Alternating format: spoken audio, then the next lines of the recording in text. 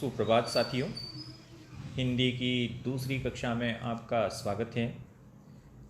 कल हम लोग भाषा विकास, भाषा के प्रकार आदि तथ्यों से भलीभांति परिचित हो चुके थे। आज हम हिंदी की बिल्कुल विशुद्ध कक्षा की शुरुआत करेंगे हिंदी व्याकरण से। बिल्कुल आप इसे तल्लीनता से देखें। आप विद्वान हैं, हमें पता है, फिर भी हो सकता है कुछ नया प्रश्न आपको इसमें से मिल जाए। और साथ में ही हमारे इस YouTube चैनल को ज़रूर सब्सक्राइब करें। सब्सक्राइब करने के साथ बेल आइकन ज़रूर प्रेस करें ताकि जब भी हम नया वीडियो अपलोड करें तब आपको इसकी जानकारी मिल जाए। स्टार्ट करते हैं आज का टॉपिक बिना टाइम वेस्ट किए, हिंदी व्याकरण। हिंदी व्याकरण की बात करें तो ये व्याकरण शब्द है वह बहुत महत्वपूर्ण है। व्याकरण क्या होता है? अगर इस व्याकरण शब्द का शाब्दिक विच्छेद करें तो शाब्दिक विच्छेद होता है वी के साथ आ और आ के साथ होता है करण। ये इनका संयोजन ही व्याकरण कहलाता है। अब व्याकरण क्या है? व्याकरण क्या है और क्या कार्य करती है व्याकरण, इस बिंदु पर अपन चर्चा करेंगे। व्याकरण क्या है? तो व्याकरण एक प्रकार की विधा है। कहीं न कहीं इन चीज़ों से आप परिचित हैं। व्याकरण क्या है? व्याकरण एक विधा है। किसकी विधा है उस पर भी चर्चा करेंगे। व्याकरण एक रचना है, अर्थात विधा को रचना से भी प्रतिस्थापित कर सकते हैं अपन। व्याकरण एक प्रकार की कृति है। व्याकरण एक प्रकार का संस्करण है और व्याकरण एक प्रकार का ग्रंथ है। व्याकरण क्या है? तो व्याकरण एक विधा है, व्याकरण एक रचना है, व्याकरण एक कृति है, व्याकरण एक संस्करण है, व्याकरण एक ग्रंथ है। जो क्या काम करता है? जिसके द्वारा व्याकरण एक विधा, रचना, कृति, संस्करण या ग्रंथ है, जिसके द्वारा कोई भी भाषा है, जिसके द्वारा कोई भी भाषा है, इसके 3 तथ्यों पर सर्वाधिक बल दिया जाता है। वह आपको भलीभांति परिचित उससे होना है। शुद्ध उच्चारण का ज्ञान। किसी भी भाषा के शुद्ध उच्चारण का ज्ञान व्याकरण कराती है। दूसरा इंपॉर्टेंट पहलू है इसका, शुद्ध लेखन का ज्ञान कराती है। व्याकरण शुद्ध लेखन का ज्ञान कराती है और साथ में भाषा प्रयोग करने की दक्षता प्रदान करती है। किसी भाषा का प्रयोग, तो भाषा का दक्षतापूर्ण प्रयोग कैसे किया जाए, यह व्याकरण हमें बताती है। ओवरऑल व्याकरण की परिभाषा की बात करें तो परिभाषा इसकी बन गई, व्याकरण एक विधा है, व्याकरण एक रचना है, व्याकरण एक कृति है, व्याकरण एक संस्करण है, व्याकरण एक ग्रंथ है, जिसके द्वारा किसी भाषा का शुद्ध उच्चारण का ज्ञान होता है, शुद्ध लेखन का ज्ञान होता है और उस भाषा के प्रयोग की दक्षता का विकास होता है। तो ये व्याकरण की आधारभूत परिभाषा हो गई। अब व्याकरण की आधारभूत परिभाषा के पश्चात हम दूसरे बिंदु पे बात करेंगे, व्याकरण के कितने भाग होते हैं। तो व्याकरण के अंग की बात करेंगे। बेसिक से स्टार्ट करेंगे अपन कक्षा 9 से। व्याकरण के अंग, मैं जो उच्चारण कर रहा हूँ उसमें मेरी क्षेत्रीय भाषा का प्रभाव है, इसलिए उच्चारण दोष हो सकता है, इसे क्षमा करें ज़रूर। व्याकरण के अंग की अपन चर्चा करें तो व्याकरण के अंग 3 होते हैं, 3 भाग होते हैं। व्याकरण का सबसे पहला भाग होता है वर्ण। इसी वर्ण के पश्चात दूसरा भाग होता है शब्द और इस शब्द के बाद तीसरे भाग की बात करें तो तीसरा भाग होता है वाक्य। जब वर्ण की तथ्यात्मक जानकारी लेंगे तो यह बन जाएगा वर्ण विचार। जब शब्दों के बारे में अपन तथ्यात्मक अध्ययन करेंगे तब ये बन जाएगा शब्द विचार और जब वाक्य के बारे में अपन विस्तृत अध्ययन करेंगे तब ये बन जाएगा वाक्य विचार। तो व्याकरण के 3 अंग हैं। इन 3 अंगों में वर्ण, शब्द और वाक्य का महत्वपूर्ण स्थान है। अर्थात आपको व्याकरण में वर्ण विचार का अध्ययन करना है, शब्द विचार का अध्ययन करना है और वाक्य विचार का अध्ययन करना है। एक एक पॉइंट से अपन स्टार्ट करेंगे। वर्ण क्या होते हैं, अक्षर क्या होते हैं, शब्द क्या होते हैं, वाक्य क्या होते हैं। अपना प्रारंभिक बिंदु है वर्ण विचार। तो सबसे पहला ही वर्ण पे चर्चा करेंगे। वर्ण क्या होता है और वर्ण की आधारभूत विशेषताएं क्या होती है। तो वर्ण क्या होता है, उसकी आधारभूत विशेषताएं क्या होती है। तो वर्ण विचार के अंतर्गत अपन पढ़ेंगे वर्णों का शुद्ध लेखन करना, वर्णों का शुद्ध उच्चारण करना और वर्णों का शुद्ध प्रयोग करना। यही वर्ण विचार बन जाता है। वर्ण विचार को समझ लें फिर से। वर्णों का शुद्ध लेखन, वर्णों का शुद्ध लेखन, वर्णों के शुद्ध लेखन के साथ दूसरा वर्णों का शुद्ध उच्चारण, वर्णों का शुद्ध उच्चारण और लेखन उच्चारण के पश्चात वर्णों का शुद्ध प्रयोग, वर्णों का शुद्ध प्रयोग।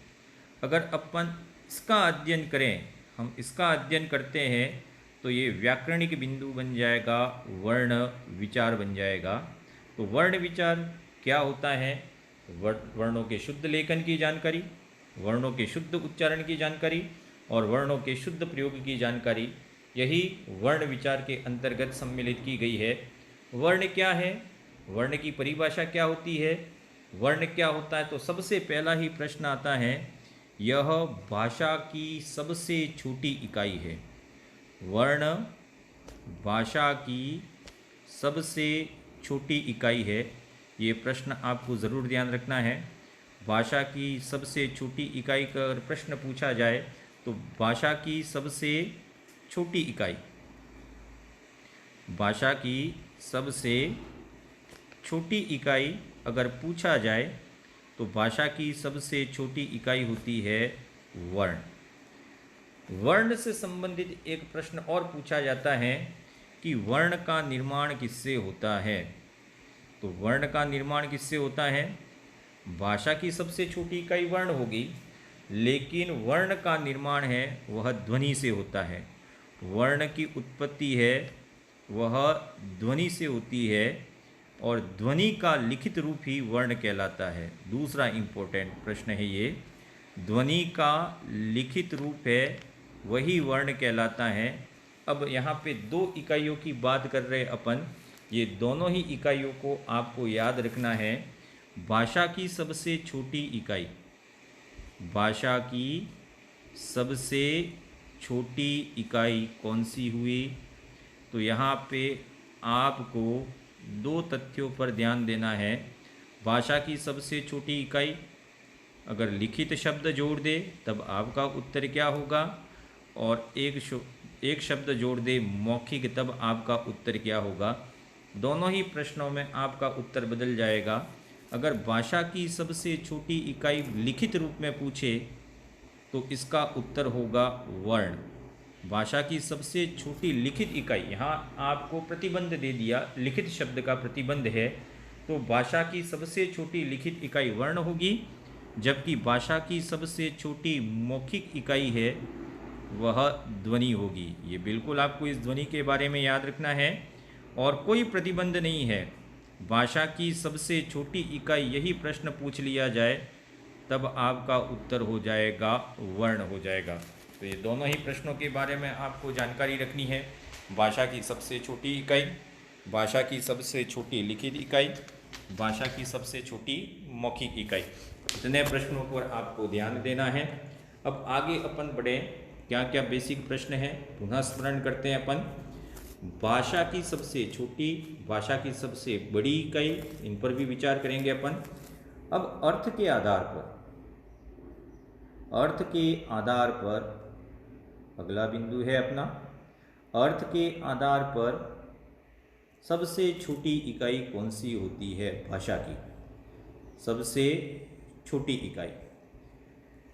एक प्रश्न ये इम्पोर्टेंट है और दूसरा प्रश्न इम्पोर्टेंट है भावार्थ के आधार पर, भावार्थ के आधार पर सबसे छोटी इकाई। भावार्थ के आधार पर सबसे छोटी इकाई कौन सी होगी, दोनों प्रश्न समझ लें। अर्थ, एक वर्ण है वह निरर्थक होता है जब तक कि वह शब्द नहीं बने, तो अर्थ के आधार पर भाषा की सबसे छोटी इकाई शब्द होगी आपकी, ये ज़रूर ध्यान रखें। शब्द है वह अर्थ है उसका कोई न कोई वर्णों से मिलकर निर्मित होता है। अर्थ के आधार पर सबसे छोटी इकाई शब्द होती है। भावार्थ के आधार पर प्रश्न पूछा जाए तो शब्द का कोई भावार्थ नहीं होता है, भावार्थ हमेशा वाक्यों का होता है। तो भावार्थ के आधार पर सबसे छोटी इकाई कौन सी होगी? वाक्य होगी। पुनः देख लें एक बार। सबसे पहले अपन ने चर्चा की थी वर्ण के बारे में, वर्ण के बाद शब्द पे चर्चा की और शब्द के बाद वाक्य पे चर्चा की। अब एक एक पुनः स्मरण करने के बिंदु में यहाँ लिख रहा हूँ। अगर भाषा की सबसे छोटी इकाई पूछा जाए तो भाषा की सबसे छोटी इकाई वर्ण होती है और भाषा की सबसे बड़ी इकाई वाक्य होती है। इसी भाषा को प्रतिस्थापित कर दिया जाए और अर्थ पूछ लिया जाए, अर्थ के आधार पर सबसे छोटी इकाई कौन सी होती है? तो वर्ण का तो अर्थ होता ही नहीं, तो यहाँ अर्थ में वर्ण गायब हो जाएगा। अर्थ के संदर्भ में सबसे छोटी इकाई शब्द होती है और सबसे बड़ी इकाई वाक्य होती है। और अंत में एक शब्द जोड़ दिया जाए भावार्थ, तो भावार्थ हमेशा वाक्यों का होता है। तो भावार्थ की सबसे छोटी इकाई वाक्य ही होती है और सबसे बड़ी इकाई वाक्य होती है। तो अंततः भाषा की, अर्थ की और भावार्थ की सबसे बड़ी इकाई वाक्य ही होती है, लेकिन भाषा की सबसे छोटी इकाई वर्ण होती है। अर्थ के आधार पर सबसे छोटी इकाई शब्द होती है और भावार्थ के आधार पर सबसे छोटी इकाई है वह वाक्य है। इस वाक्य के बारे में आपको ज़रूर ध्यान रखना है। पुनः आगे चले अपन। एक प्रश्न आया था एलडीसी में, मुहावरे और लोकोक्ति, रटे नहीं, मुहावरे और लोकोक्ति में क्या अंतर है? तो ये पूछा गया था, मुहावरे क्या है और लोकोक्ति क्या है। तो मुहावरे एवं लोकोक्ति का अंतर बताना है आपको। तो मुहावरे हमेशा वाक्यांश होते हैं, कुछ वाक्यों के अंश होते हैं, जबकि लोकोक्तियाँ हैं वह पूरा और पूरा वाक्य ही होती है। तो मुहावरे और लोकोक्ति में महत्वपूर्ण अंतर क्या है? तो मुहावरे हमेशा वाक्यांश होते हैं, जबकि लोकोक्तियाँ पूरा के पूरा वाक्य होती है। तो आपको इतनी चीज़ें हैं वह बिल्कुल याद रखनी है। वर्ण सबसे छोटी इकाई, अर्थ के आधार पर सबसे छोटी इकाई और भावार्थ के आधार पर सबसे छोटी इकाई कौन सी होती है। अब सीधा टॉपिक पे आते हैं अपन, वर्ण के प्रकार। वर्ण कितने प्रकार के होते हैं? वर्ण के प्रकारों का अध्ययन करने के लिए ये बेसिक चीज़ है, मुझसे ज़्यादा आप जानकारी रखते हैं, फिर भी थोड़ा सा आपको यहाँ पे फोकस करना है। वर्ण के प्रकार की अगर अपन चर्चा करें तो दो भाग होते हैं। वर्ण का एक रूप होता है स्वर और दूसरा रूप होता है व्यंजन। आज हमारी चर्चा केवल स्वर पे होगी और स्वर के प्रकारों के बारे में अपन अध्ययन करेंगे जितना भी हो सके क्लास में आज की। स्वर हमेशा स्वतंत्र होते हैं, जबकि व्यंजन है वह स्वरों पर आश्रित होते हैं। ये आपको ध्यान रखना है यहाँ पे, मतलब स्वतंत्र नहीं होते हैं, व्यंजन होते हैं। स्वर हमेशा स्वतंत्र होते हैं, अर्थात जब भी हम किसी वर्ण का उच्चारण करते तो वायु निकलती है और यह वायु बिना किसी अवरोध के बाहर निकल जाती है। तो स्वर का उच्चारण बिना अवरोध के होता है, बिना अवरोध के निर्बाध रूप से स्वर है वह अपने मुख से बाहर निकलते हैं। और व्यंजनों की अपन चर्चा करें तो व्यंजनों को उच्चारित करने में मुंह का सबसे क्रियाशील भाग, मुख का सबसे क्रियाशील भाग है उसका प्रयोग ज़्यादा होता है। और मुंह का सबसे क्रियाशील भाग कौन सा होता है? जीभ होती है। तो जीभ कहीं न कहीं ये वायु जो निकलती है उच्चारण के समय उसको बाहर निकलने में अवरोध पैदा करती है। तो व्यंजनों को उच्चारित करने में अवरोध आता है, जबकि स्वर है वह स्वतंत्र या बिना किसी अवरोध के उच्चारित किए जाते हैं, इसलिए स्वर स्वतंत्र हैं, जबकि व्यंजन है वह आश्रित है। स्वर पे चर्चा करेंगे। स्वर, अब इसको इस प्रकार से भी समझा सकता है कि स्वर क्या है और व्यंजन क्या है। तो आप कभी भी किसी वर्ण का लंबा उच्चारण करें आप किसी भी वर्ण का लंबा उच्चारण करें तो दो स्थितियां हैं, प्रारंभिक स्थिति और अंतिम स्थिति। अगर प्रारंभिक स्थिति और अंतिम स्थिति दोनों ही समान हैं, इसका अर्थ ये हुआ कि यह स्वर है। जैसे आप अ बोल रहे अ, कितनी भी देर तक इसका लंबा उच्चारण करें, प्रारंभिक स्थिति में भी अ का उच्चारण कर रहे हैं और अंतिम स्थिति में भी अ का उच्चारण कर रहे हैं, इसका अर्थ है यह स्वर है। अगर प्रारंभिक स्थिति और अंतिम स्थिति भिन्न भिन्न है, इसका अर्थ ये हुआ कि आप व्यंजन का उच्चारण कर रहे हैं। जैसे कि क, तो अंत में अ है और प्रारंभ में क है, तो क आंशिक समय के लिए ही आपके मुंह से उच्चारित होता है। इसके बाद जितना भी लंबा उच्चारण करेंगे आप, इसके पश्चात अ की ही ध्वनि है वह आपके मुंह से बाहर निकलेगी। तो प्रारंभिक उच्चारण और अंतिम उच्चारण में अंतर है, अर्थात यह व्यंजन है, और प्रारंभिक उच्चारण और अंतिम उच्चारण समान है, अर्थात आप वर्ण का उच्चारण कर रहे हैं, स्वर का उच्चारण कर रहे हैं। अब स्वर की संख्या की बात करें तो स्वर क्या होते हैं उसकी परिभाषा अपन ने समझ ली है। स्वर कितने प्रकार के होते हैं, पहला प्रश्न यहीं से है। यहाँ पे बहुत सारे कन्फ्यूजन्स हैं, कहीं 11 भी बताए जाते हैं, कहीं 13, कहीं 16 भी लिखे हुए हैं। एक बेसिक एनसीईआरटी की बुक क्या कहती है उस पर आपको ज़्यादा ध्यान देना है, और विगत परीक्षाओं में पूछे गए प्रश्न उनको भी आपको मानक मानना है। उस परीक्षा एजेंसी ने किस उत्तर को सही माना वह सबसे ज़्यादा ज़रूरी है। स्वर की संख्या की बात करें तो कुल 11 स्वर है। हिंदी में स्वरों की संख्या 11 है, जबकि संस्कृत यानी कि मूल भाषा में कुल स्वरों की संख्या है 13 है। हूबहू 11 स्वर तो दोनों ही भाषाओं में सम्मिलित हैं। 12वां और 13वां स्वर हिंदी में और संस्कृत में भिन्नता रखता है, वह कौन सा है तो संस्कृत में समझ लें, स्वरों को बोला जाता है अच, अच के नाम से बोला जाता है, और इसके लिए एक वर्ड यूज हुआ है त्रयोदश, और इसी त्रयोदश का अर्थ होता है 13। 11 स्वर हिंदी और संस्कृत में समान है। 12वां और 13वां स्वर है वह है री, लेकिन ये दीर्घ री और एक है री। तो संस्कृत में कुल स्वरों की संख्या 13 है, कहीं 16 भी लिखी हुई है, संस्कृत की बात संस्कृताचार्य करेंगे। हिंदी में स्वरों की संख्या है वह केवल 11 मानी गई है। इन 11 स्वरों से संबंधित कितने प्रश्न पूछे जा सकते हैं उसकी व्याख्या यहाँ हम करेंगे। स्वर 11 हैं, इन स्वरों का वर्गीकरण किस प्रकार से किया जाए, तो स्वरों का वर्गीकरण करने के लिए वर्णमाला अ, आ, ई, उ, यहाँ तक तो आपने पढ़ा होगा। तत्पश्चात एक और वर्ण स्वर की बात करें, री, ठीक है, ये वर्णमाला अ, आ, ई, उ, री, ए, ऐ, ओ, औ, अह। ये हिंदी की वर्णमाला लिख दी। इस हिंदी की वर्णमाला में स्वर कितने हैं, इस हिंदी की वर्णमाला में स्वर 1, 2, 3, 4, 5, 6, 7, 8, 9, 10 और 11। 1, 2, 3, 4, 5, 6, 7, 8, 9, 10 और 11। एक सर्कल में यहाँ कर देता हूँ री पे, और 2 सर्कल में यहाँ कर देता हूँ।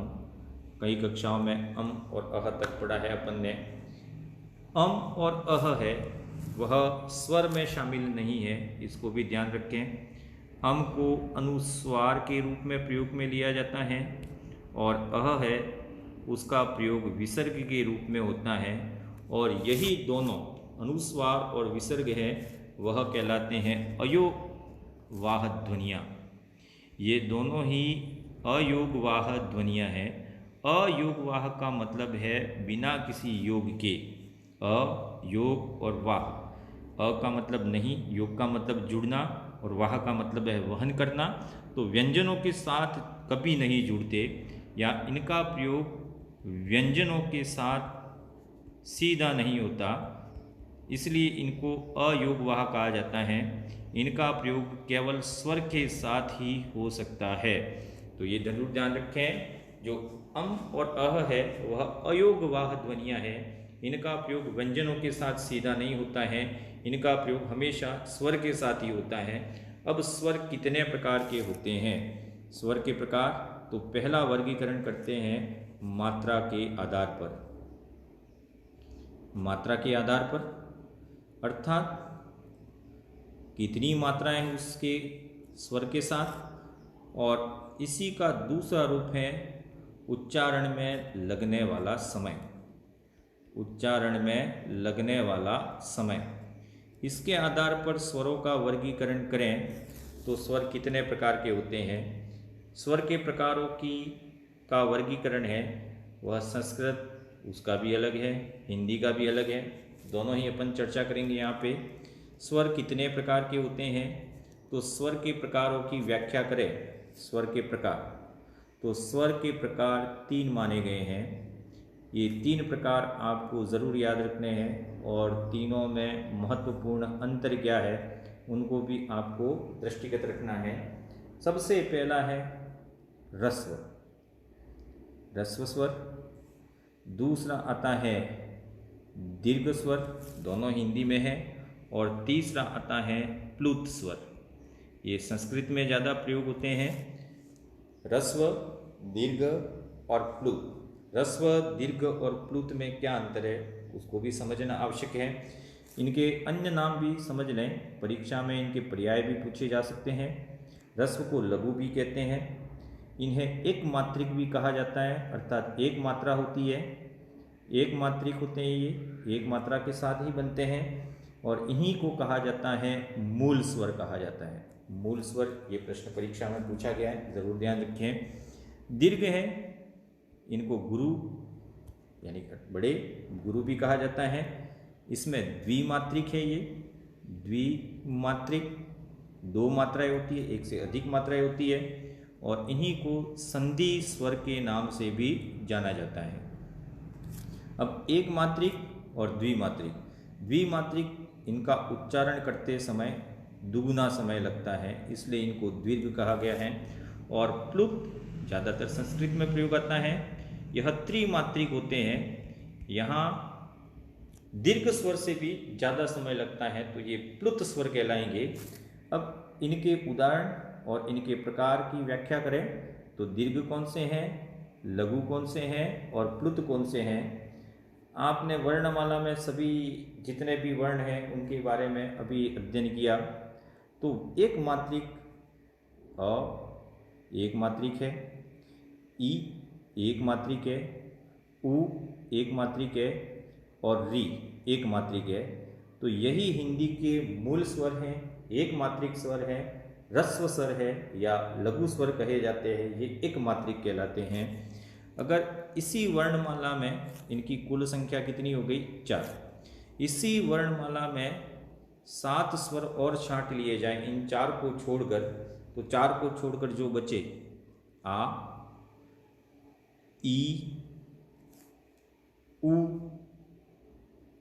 ए, ऐ, ओ, औ, कुल मिला के कितने हो गए? 1 2 3 4 5 6 और 7। ये जो 7 बचे वह दीर्घ स्वर की श्रेणी में आते हैं। इसमें प्रथम 3 है, इनका भी वर्गीकरण समझ लें आप। प्रथम 3 है आ, ई, उ, ये प्रथम 3 है। इनका निर्माण दीर्घ संधि के द्वारा होता है, दीर्घ संधि के द्वारा होता है। ए और ओ, ए और ओ है, इनका निर्माण गुण संधि के द्वारा होता है।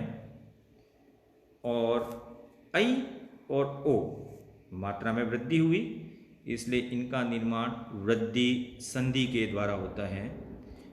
अंत में एक प्रश्न आता है कि इन सभी में संयुक्त स्वर कौन से कहे जाते हैं। तो संयुक्त स्वर की अगर अपन बात करें तो अंतिम 4 हैं ये, ए, ऐ, ओ, औ, ये अंतिम 4 हैं। ये अंतिम 4 संयुक्त स्वर की श्रेणी में आते हैं।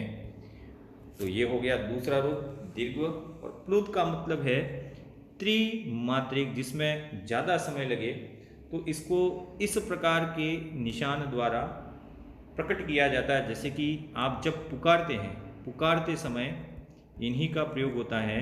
पुकारते समय जैसे कि राम, तो ये राम, जिस पर ज़्यादा स्ट्रेस दिया जाए, भार दिया जाए, तो ये कहलाते हैं प्लुत स्वर। तो आज अपन ने स्वर के बारे में व्याख्या की, कल इसको आगे और पढ़ेंगे। धन्यवाद।